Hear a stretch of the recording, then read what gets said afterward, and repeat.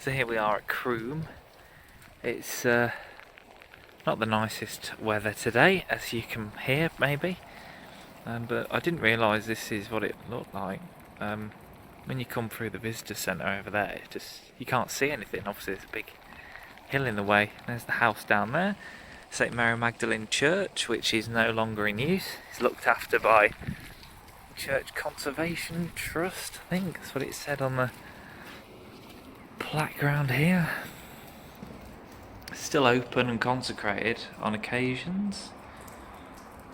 It's nice looking down on the house and the hill. I bet on a nice day it's lovely to be here. I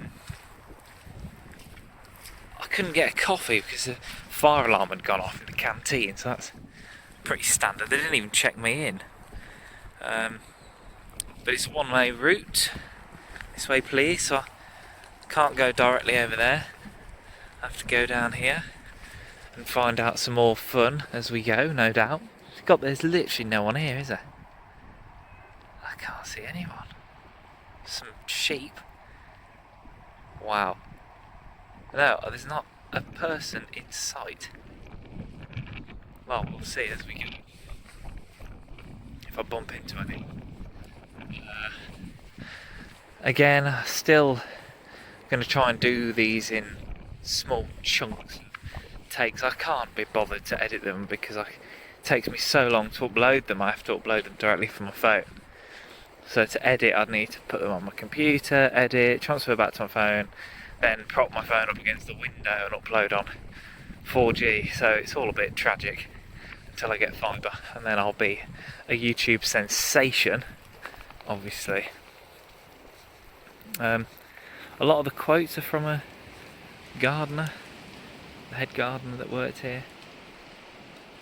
I presume a lot of this was planted in the Victorian, well actually that was pre-Victorian, wasn't it? 1824.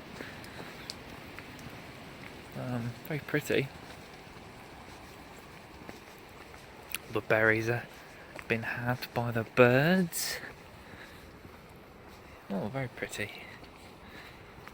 The thing about National Trust, they do give you information and look after things really well. Well worth my £5 a month, I would say.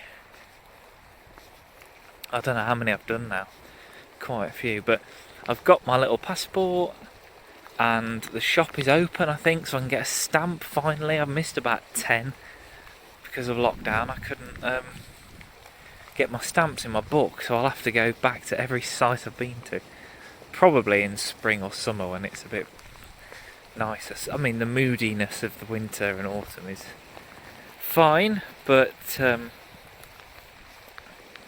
probably be nice in the spring too. So yeah, I'll continue this in a second. I think my lace is undone, so I need to sort that. I'm trying to read the plaque, but I'm not going to stand directly in front of it. I didn't realise that Croome was a Capability Brown garden. He did it mid 1750s for the 6th Earl of Cov. Because obviously Capability Brown did Coombe Abbey, which if you go back to the spring or summer, whenever I did a video there, I explained all that. There's a culvert here as well. Interesting. Apparently the area flooded a few hundred years ago, and they put some culverts in, which is wild. Let's see if it comes out here. There's the house. Yeah, there we go. That's nice. Yeah, Capability Brown pioneered sort of natural looking gardens rather than formal gardens, which is sort of what this is like. Oh,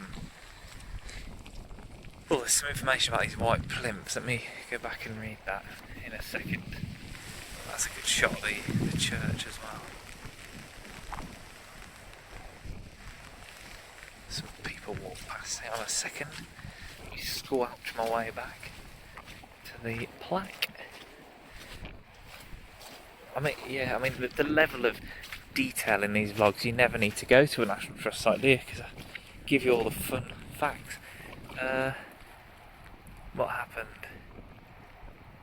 Oh, the statues were put in after the flooding.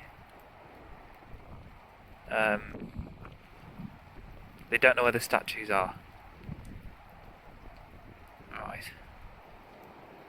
Okay. So they've just put the plinths in, they don't really know what happened.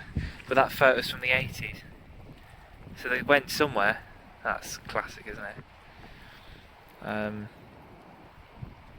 The culverts were damaged by farming standard. But yeah, Capability Brown put them in to divert the water around the park. Wow. Hundreds of men, 10 years to dig them out by hand. Wow. There you go. Drainage in the 1750s. Well, I will continue on. I need to get some moody photos of this landscape, so I can't do that whilst vlogging. I mean, you don't get this with Alfie Days, do you? Zoella and the Sidemen. This is like real life, out and about. And I don't have a brand deal, sadly. I wish Sony would sponsor this. Then I'd do what the hell they wanted. Anyway, this is going to be a massive video if I don't shut up. So I will.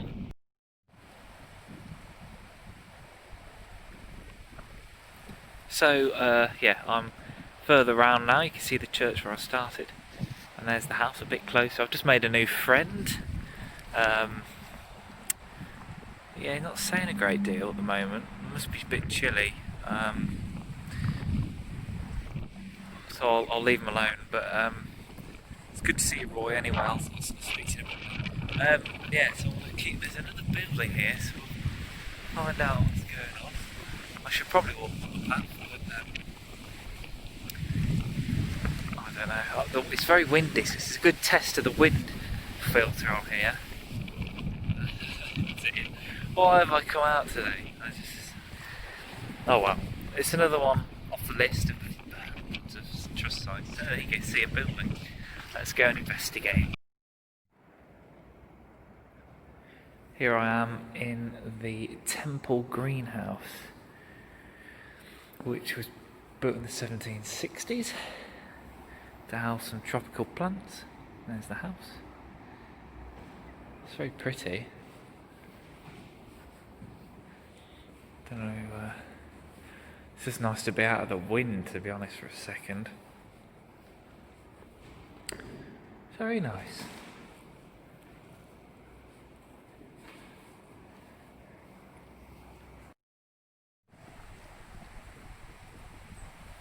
So I've left the greenhouse. We're continuing on. And I've met someone that looks how I feel most of the time.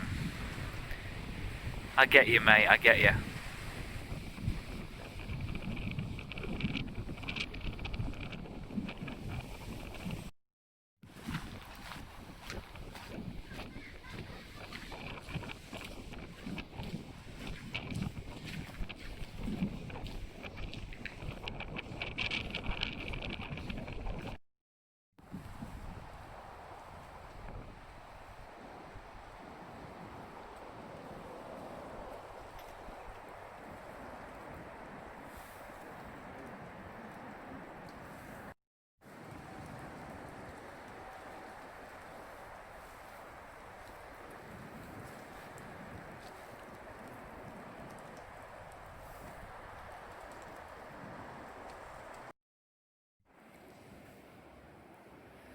So taking a bit of shelter in a Capability Brown summer house, I think, essentially.